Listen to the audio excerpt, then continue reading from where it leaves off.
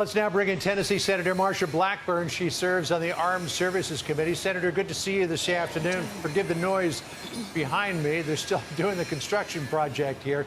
We heard from former Vice President Mike Pence today in a video in which he slammed the Democrats for drawing a false equivalence between Israel and Hamas. In part, the former vice president said, instead of seeking peace through strength, President Biden has offered weakness and ambivalence, and tragically, our friends in Israel are paying a terrible price. President Biden yesterday in a phone call with Benjamin Netanyahu, who did express his support for Israel's right to respond, but also urges a ceasefire. Do you believe he's being strong enough here in support of Israel? I do not think he's being strong enough in support of Israel. Israel is our ally. They are longest and strongest. They are a beacon of democracy there in the Middle East, and President Biden should be more forceful. You know, John, I think that what you have is some of these organizations like Hamas, a terrorist group. We have recognized them as a terrorist organization for about 20 years now. And what President Biden needs to realize is whether it's Hamas or Hezbollah, or for that matter, China, they are going to test him. Right now, he is perceived as being a weak leader. He is perceived as not making decisions himself. And so you're going to have people test him, and that is what we see going on. He should let it be known the United States will stand without reservation with the nation of Israel. As you pointed out, the United States has designated Hamas a terrorist group. However, progressive members of the Democratic Party, members of the Squad, have said that it's Israel who are the terrorists. They've called Israel an apartheid state, accusing Israel of human rights abuses.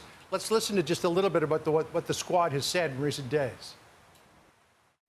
To read the statements from President Biden, you'd hardly know Palestinians existed at all. Many members of Congress have instead fallen back on a blanketed statement defending Israel's airstrikes against civilians under the guise of self-defense. The president and many other figures this week stated that Israel has a right to self-defense. But do Palestinians have a right to survive? Clearly, there is a big split, Senator, in the Democratic Party when it comes to Israel. We have heard nothing from President Biden, though, to repudiate what members of his party have said.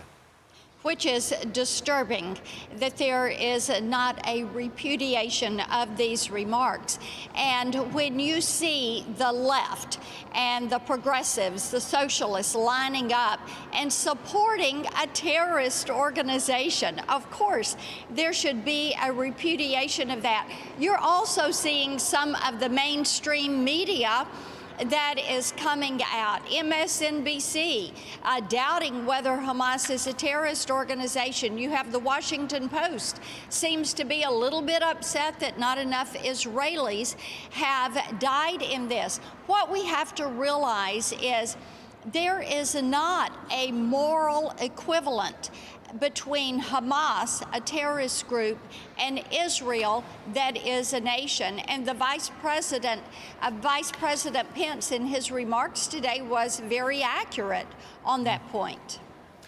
Senator, something going on right now. This hour up there on Capitol Hill is a joint hearing on whether or not there should be a boycott of next year's Winter Olympics in Beijing. In a joint statement, a number of human rights groups on behalf of the Uyghurs and others said, quote, participating in the Beijing Olympic Games at this time would be tantamount to endorsing China's genocide against the Uyghur people and legitimizing the increasingly repressive policies of the totalitarian Chinese regime. Should there be a boycott, Senator? Should the president speak out on this? The president should speak out on this. Beijing should be held accountable for this atrocious behavior that they have displayed. And of course, we should boycott those Olympics, do the Freedom Games here in our country so that our athletes can compete. Likewise, when it comes to international organizations like the WHO and the UN, China should be blocked from membership and participation in these organizations. We should be returning manufacturing to the USA and getting it out of China. We should end this soft propaganda that China practices, the Chinese Communist Party practices, through sister cities and through Confucius institutes and Confucius classrooms. They should be held to account. They need to know that the world is watching and that they cannot continue to commit a genocide against the Uyghurs and not be held to account for this. And we'll be watching that hearing going on this hour on Capitol Hill. Senator Marsha Blackburn of Tennessee, thanks so much for being with us. Appreciate it. Good to be with you. Thank you.